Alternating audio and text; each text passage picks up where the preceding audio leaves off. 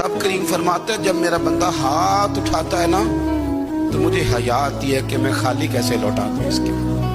इतने बड़े बादशाह की बारगाह में ओ भाई, लोगों से इज्जतें तलाश करते हो तो वो क्या तुम्हें इज्जत देंगे? वो तो कल अच्छा कहते हैं, परसों बुरा कहने लग जाते हैं। लोगों के सामने गुड बुक में आना चाहोगे तो वो तो सवेरे तुम्हारे बारे में कुछ कहेंगे, शाम कुछ और कहेंगे। अपनी रूहानी जिंदगी आबाद करें, अपने मुसल्ले को वक्त दें और दुनिया से छुप कर इस मोबाइल को बंद करके और अपने आप से भी छुप के और तन्हा होके छुपा के सारा कुछ अपने आंसू अपने रब की बारगाह में पेश करें, उसके हुजूर हाजिरी दें। सुनो ना तिरमिज़ी की हदीस और इसे याद रखना। नबी पाक अलैहिस्सलाम ने फरमाया अपने दुख लोगों के सामने ना बयान करें, सेठों नवाबों को ना बताते फिर, दुनियादारों के सामने जाके ना रोना कि मैं तकलीफ में हूँ।